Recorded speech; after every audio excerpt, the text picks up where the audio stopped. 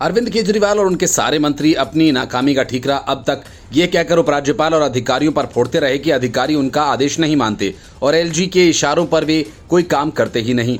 ऐसे में हम काम कैसे करें? हद तो तब हो गई जब कोचिंग सेंटर मामला में भी केजरीवाल की सरकार और पार्टी ने यह ड्रामा शुरू कर दिया। लेकिन अब की बार दिल्ली के मुख्य सचिव ने दिल्ली सरकार के मंत्री सौरभ भारद्वाज को ऐसा जवाब दिया जिसे सुनकर सौरभ सहित उनकी पूरी पार्टी का दिमाग चकरा गया।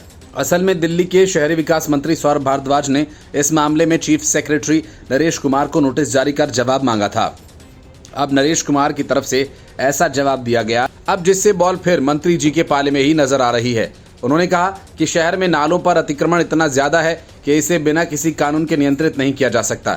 इतना ही नहीं, चीफ सेक्रेटरी ने शहरी विकास मंत्री भारद्वाज के एक नोट के जवाब में दिल्ली के लिए जल निकासी योजना की सिफारिशों से जुड़ी फाइल्स को आगे बढ़ाने का अनुरोध किया। इसमें दिल्ली के लिए वर्षा जल एवं जल निकासी अधिनियम की आवश्यकता भी शामिल है ताकि सिंचाई बाढ़ नियंत्रण विभाग कानून द्वारा मसौदा तैयार किया जा सके। दिल्ली के लिए सुझाव दिए गए हैं। वर्षा जल एवं जल निकास अधिनियम में शहर के नालों पर अतिक्रमण और मलबा, सिविक बॉडी और इंडस्ट्रियल सॉलिड वेस्ट पर एक्शन का प्रावधान प्रस्तावित है। मुख्य सचिव ने भारद्वाज को भेजे अपने जवाब में कहा कि फाइल अगस्त 2023 से उनके पास लंबित है। भारद्वाज सिंचाई एवं बाढ़ नियंत्रण मंत्री हैं।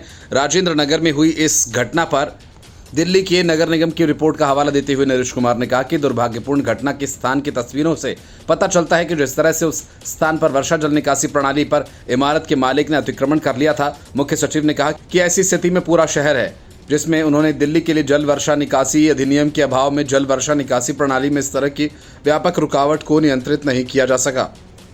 उन्होंने कहा इसी समस्या के कारण जब भी दिल्ली में भारी बारिश होती है तो शहर के कई जगह जलमग्न हो जाते हैं। एमसीडी की रिपोर्ट में कहा गया कि ओल्ड राजेंद्र नगर में संपत्ति मालिकों ने नाले को ग्रेनाइट के संगमरमर के पत्थरों से ढक दिया है जिससे उनकी सफाई की कोई गुंजाइश नहीं बची और उसमें बारिश का पानी जाने में बाधा उत्पन्न हो रही है।